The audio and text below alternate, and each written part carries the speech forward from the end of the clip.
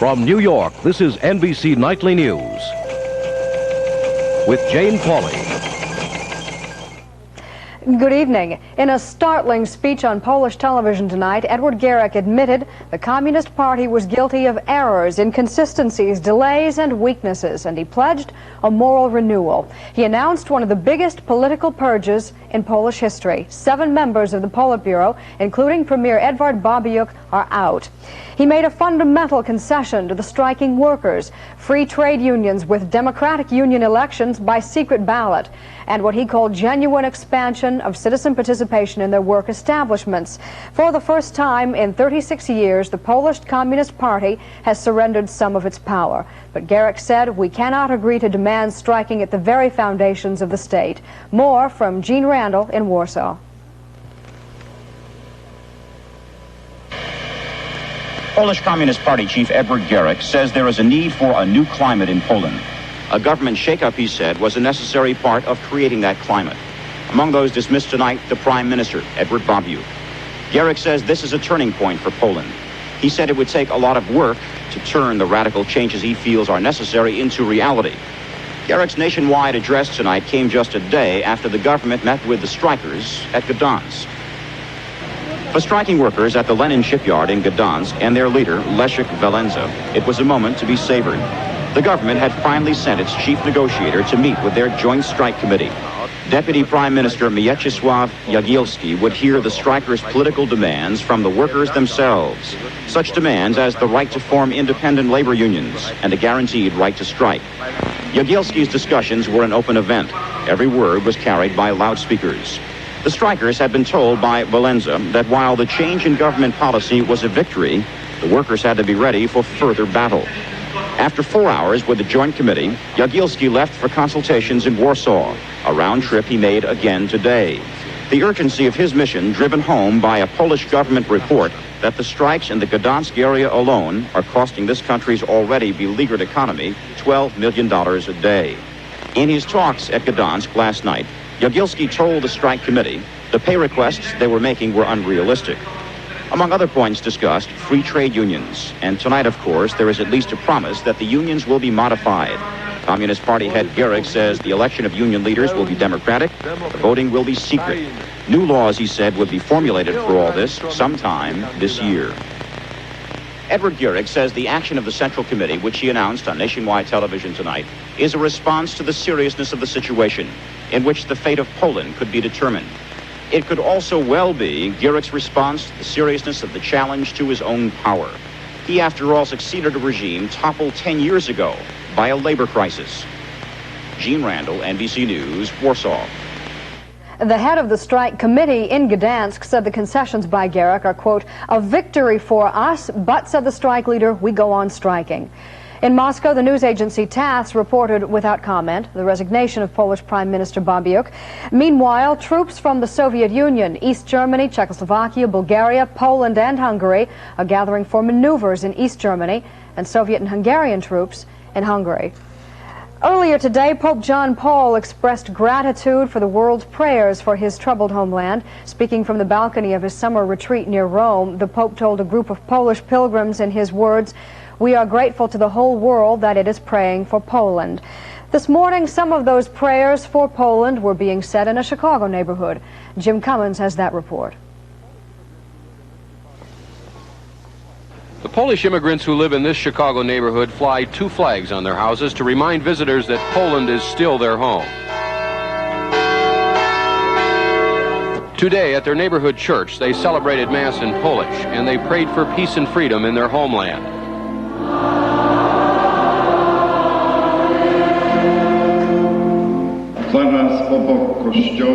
Their pastor, Bishop Alfred Abramovich, says his parishioners have always been concerned about the relatives and friends they left behind in Poland. They're concerned from the moment they land here. Their hearts are still united. There's a union of blood and faith, which they long for that nation the moment they arrive, and 10 years later they still long for their people back there. A bishop from Poland visited this parish today. He didn't once mention the trouble in his country. Many of the other people here were also reluctant to talk about it. Those who did express concern, not anger. We have aunts and uncles and sisters and brothers out there, and it's, you know, you worry about them. We don't want another Afghanistan over there, you know. Even if we're so many thousands of miles away from Poland, we still stand behind them what they're fighting for. Bishop Abramovich is afraid that angry public demonstrations by Poles in this country against the Polish government are counterproductive. So he's encouraging members of his parish to pray more and demonstrate less. Jim Cummins, NBC News, Chicago.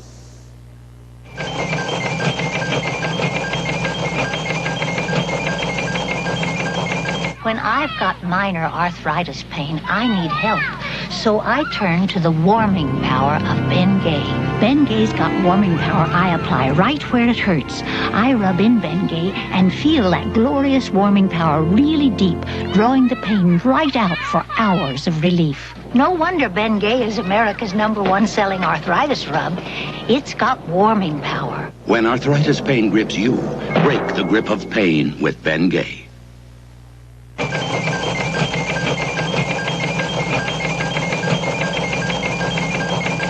Today we're going to demonstrate the proper technique for eating Jell-O pudding. Now? No, not now. First you have to sit up straight in the chair. Like this? Yes. Now we take the napkin, we unfold it, put it in the lap so it doesn't fall out of our mouth, okay? Okay. Well, all right, fine. Then we hold the spoon real tight. Kids love Jell-O brand pudding, and because you make it with fresh milk, you know it's wholesome. There you have it, so let's all dig in. We already dug in. Israeli and Syrian fighter planes battled over southern Lebanon. Israel says it shot down one of the Syrian jets. Syria also claimed a hit. Meanwhile, in Jerusalem, Israeli Prime Minister Begin aimed a verbal blast at Washington. Begin is angry because the United States did not veto the UN Security Council resolution that calls on UN members to remove their embassies from Jerusalem. Art Kent reports from Tel Aviv.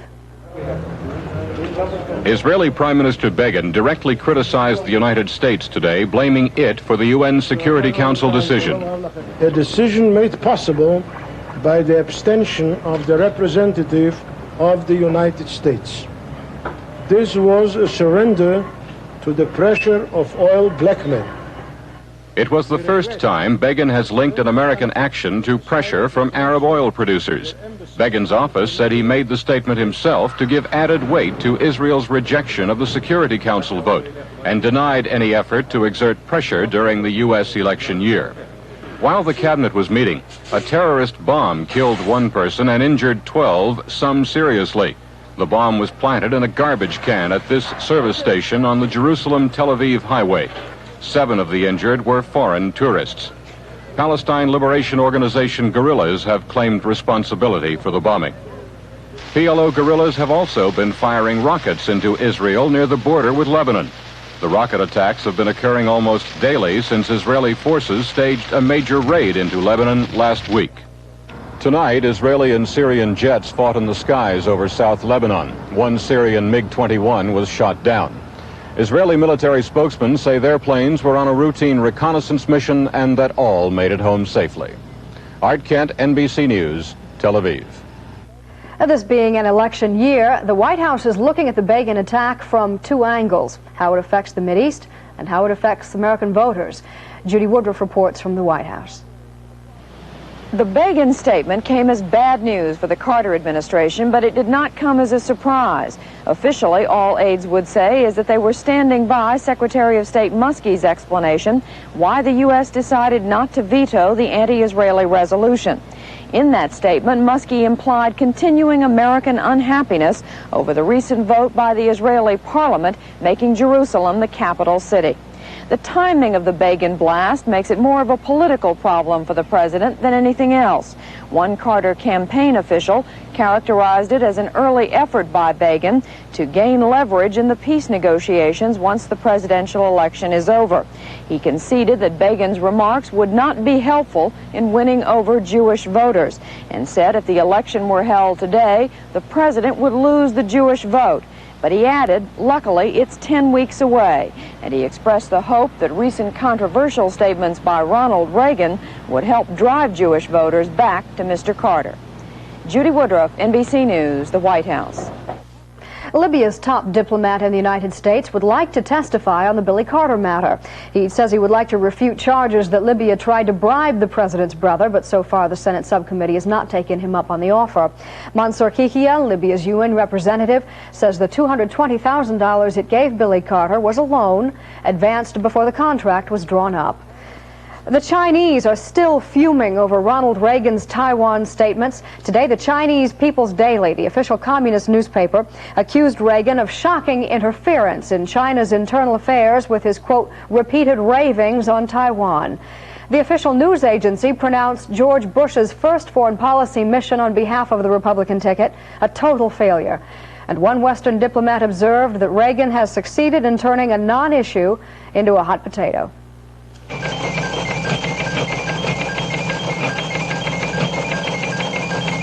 Mrs. Munson, you have arthritis? Yes, I do. Then watch this pain reliever comparison. What for? They're all the same. Are they? 2 regular tablets, 650 milligrams. These other pain relievers also 650 milligrams. 650 milligrams. But this one is different. 800 milligrams. Anacin has more pain relief. And a special combination of ingredients. Anacin gives hours of relief from minor arthritis pain. I'll try Anacin. Get the Anacin difference. Excuse me? Did you find them? No.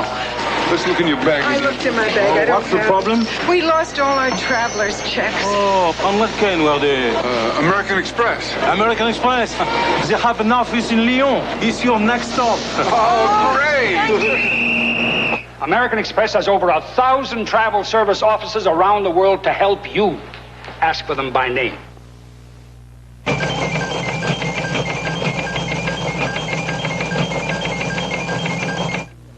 For whatever you need, take the first step, the Bell System Yellow Pages. For the food after my baby walked down the aisle. For the photographer who told us all to smile. We took the very first step. For the chauffeur limousine. And a honeymoon, that's simply a dream. We took the very first step. The first step puts you steps ahead, saves time, money, energy. So let your fingers do the walking. It's the very first step. The first step. One of President Carter's top aides talked today about yesterday's report on the American attempt to rescue the hostages in Iran this spring. A military panel concluded in the report that the rescue mission was poorly planned. Emery King has a report. The President's Chief of Staff, Jack Watson, conceded on the CBS News program Face the Nation that the rescue attempt was hampered by too much secrecy and poor planning. Still, he interprets the Holloway report as favoring the Iranian mission.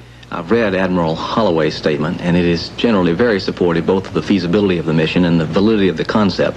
But Senator Henry Jackson says the problems that forced the failure may have been better anticipated had more experts been told of the plan.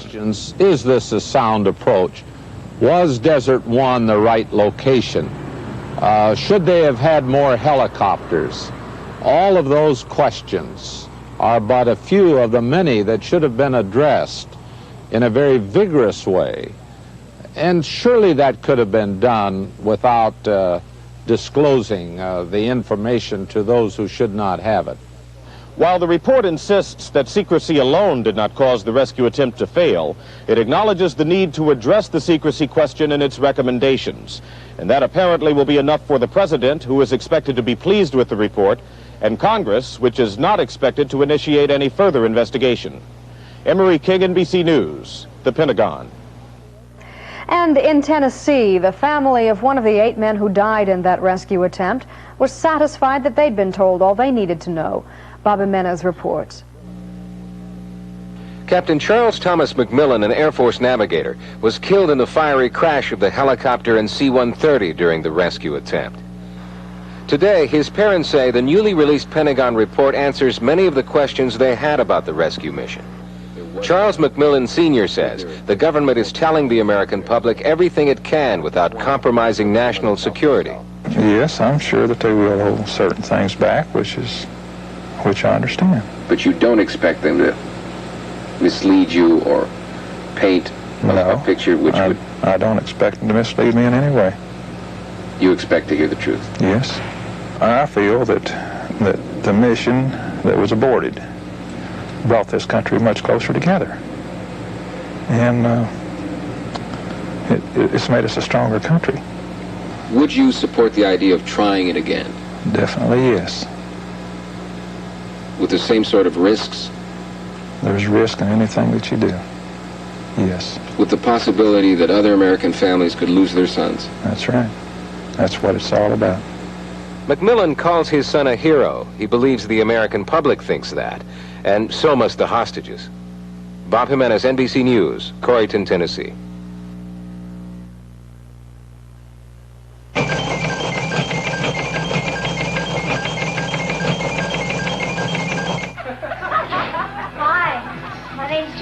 Hi, Judy. I'm Jeff. Quite a party, huh? Quite a party.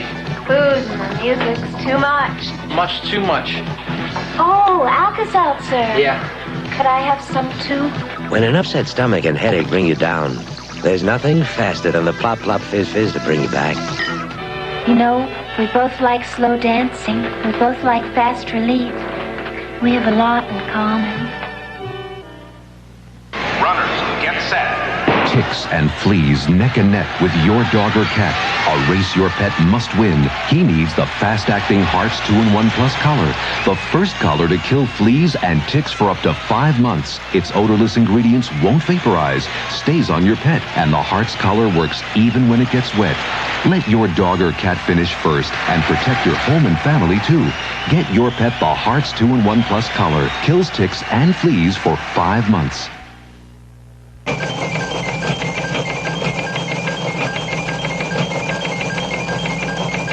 Mr. Wells, my skin's all irritated again. Here's what you need. It's a really effective skin medication for eczema, rashes from dermatitis, and other minor skin irritations.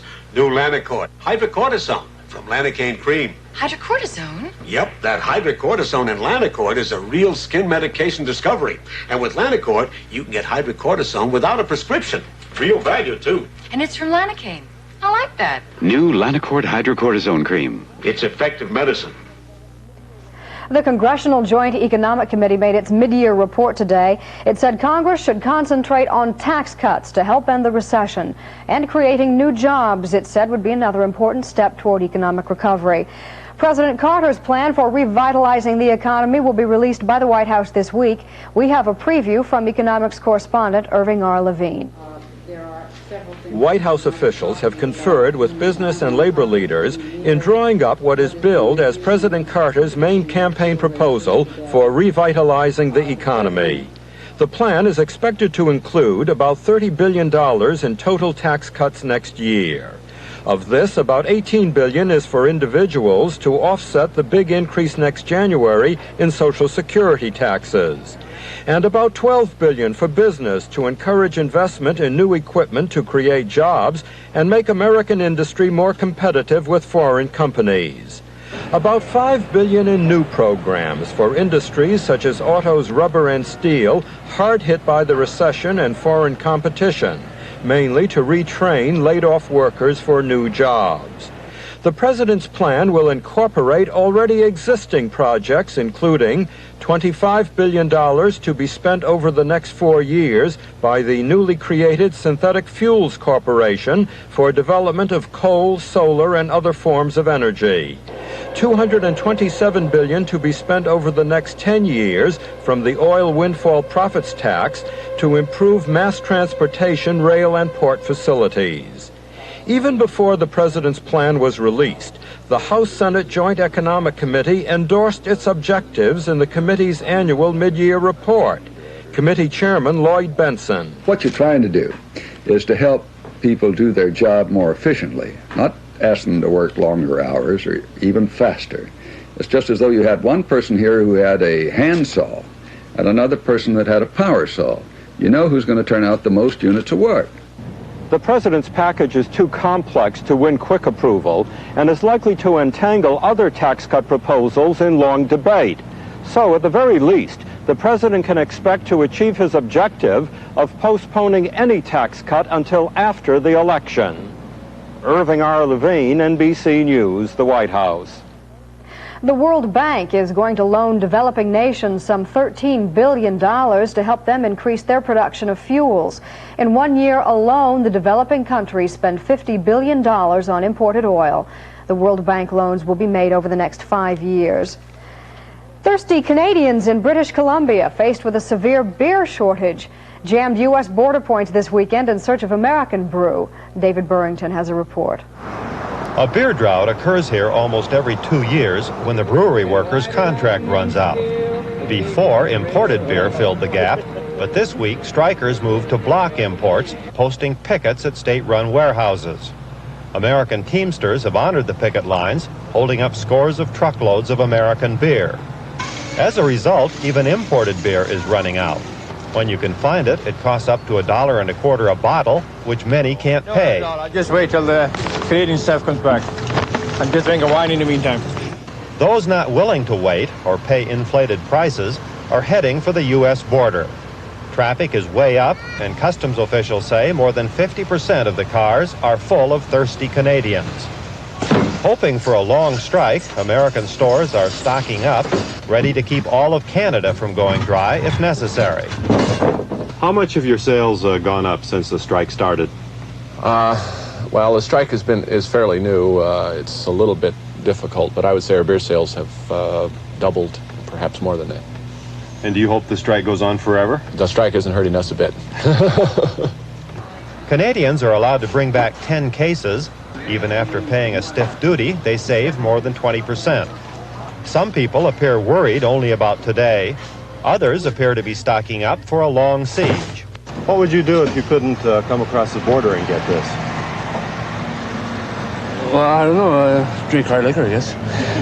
Do you expect to be making this trip fairly often as long as the strike lasts? Yeah, once a week. The Canadian border here is not well patrolled, and some beer is smuggled across to avoid duty. Officials fear the smuggling will become big business if the strike continues much longer. David Burrington, NBC News, Point Roberts, Washington. Ralph Nader's consumer watchdog group says 87 congressmen and senators have accepted big campaign contributions from the chemical industry. The Public Citizens Congress Watch charges that many of the legislators who have received the contributions are outspoken opponents of the proposed federal fund, a super fund, to pay for the cleanup of hazardous chemical dumps like the one at Love Canal. Kermit the Frog, who knows it's not easy being green, has a new challenge. Kermit has been named Chair Frog of UNICEF's 1980 campaign, and he's taking his duties very seriously. Kermit says he's going to raise $10 million for the United Nations Children's Fund. Kermit has already collected donations from Miss Piggy and all the other Muppets.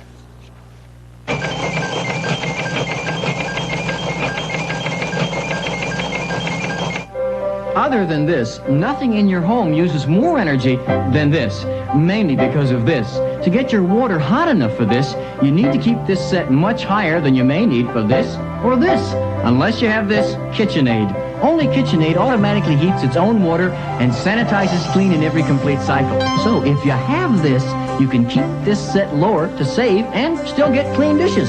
But if you don't have this, you can't. KitchenAid. You know, Atlantic Richfield says if everyone picked at least one thing to save energy and stuck to it, it would really put a big dent in the amount of energy we use. Well, on this jab, I've got my choice. Hey, what are you doing? Sorry, just doing my thing. My wife's picked two things, reducing our heating bills and this. Hurry up, Jerry. You know Mama doesn't like it when we're late.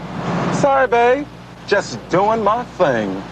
Atlantic Richfield says let's all conserve energy. It's the thing to do.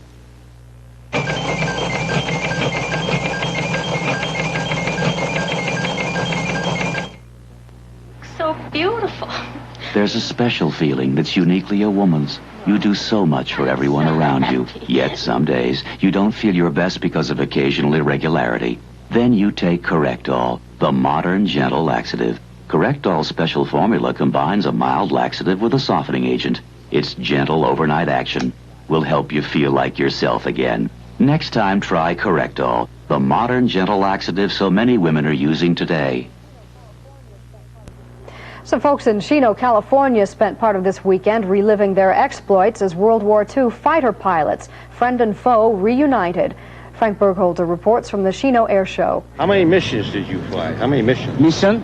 700. 700 missions? Yeah, some day I do 5 or 6 times a day. Can't sleep. I had a Messerschmitt one time at 33,000 feet climb on me, do an element, and get on my tail just like that, a Messerschmitt. See, 109. Just like that one over there. Tell me, pilots like Paul Conger, he was credited with 11.5 enemy planes shot down in World War II, like to reminisce about those days. And so do a lot of other people, it turns out, judging from the crowd at the first annual Planes of Fame air display. Happily visiting all the old warplanes, including a B-17 Flying Fortress.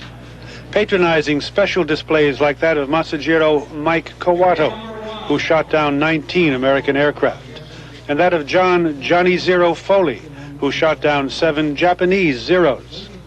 Admiring the only remaining genuine Zero in the world, still in flying condition. Ex-Navy pilot Marshall Beebe had 10.5 enemy planes to his credit. The air show is a fundraiser for the Chino Air Museum, which tries not only to preserve but restore to flying condition all the warplanes of World War II. Here, the planes of all sides coexist, and so do the pilots. Frank Burkholzer, NBC News, Chino, California. And in Japan, a couple of young Americans put their own private domino theory to the test today. John Wickham of North Carolina and Eris Klein of Connecticut had one of those days when everything just falls into place. Almost. Jim Upshaw reports from Tokyo. Okay? 5, 4, 3, 2, 1. If two 19-year-old Americans had not toppled these 250,000 dominoes, they probably would have fallen over anyway. Japan's earthquakes make topplers nervous, but sponsors keep bringing them back here. John Wickham and Eris Klein spent a painstaking month setting up the snaky lines of dominoes. It took just half an hour for the dominoes to fall, but along the way they launched a rocket, swung on swings, opened flowers, rang bells, and even played the Japanese game pachinko. There were failures. A domino failed to light a fire under a frying pan, and the egg just lay there. And the topplers were frustrated when a cameraman knocked over 6,000 dominoes. But that didn't hurt much. In the end, 255,389 dominoes fell according to plan, enough to put the topplers on the telephone to the Guinness Book of Records. Someday they hope to try for 1 million dominoes. Said Toppler Wickham, "We're just crazy enough to do it." Jim Upshaw, NBC News, Tokyo. And that's our report tonight. John Chancellor will be here tomorrow night. I'm Jane Pauley, back in the morning on Today. Till then, good night.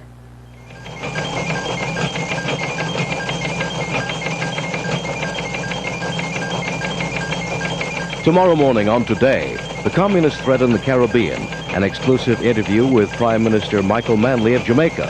Also biographer Merle Miller with a new look at Lyndon Johnson. A columnist who writes for Singles Only. And Phil Donahue talks with a couple whose marriage survived extramarital affairs. All that plus overnight news developments on Today.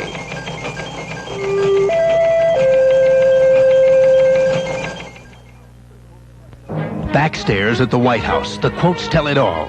Richly textured, captivating drama, fascinating, outstanding acting, beautifully mounted drama, thoroughly absorbing television, triumph and tragedy, scandal in the encore of the dramatic movie that all America was talking about. Sunday at 8, 7 Central and Mountain on NBC. You're where you want to be. You're cola sugar-free. Diet right. Diet right. Ooh, delight. Ooh, delight. Dynamite. Dynamite. You look so right. You look diet right. Diet Right Cola. We know the times are tough. To save for things is rough. Inflation's high, it's hard to buy. Seems you'll never have enough. Well, you can get it now. At Renko, we can show you how.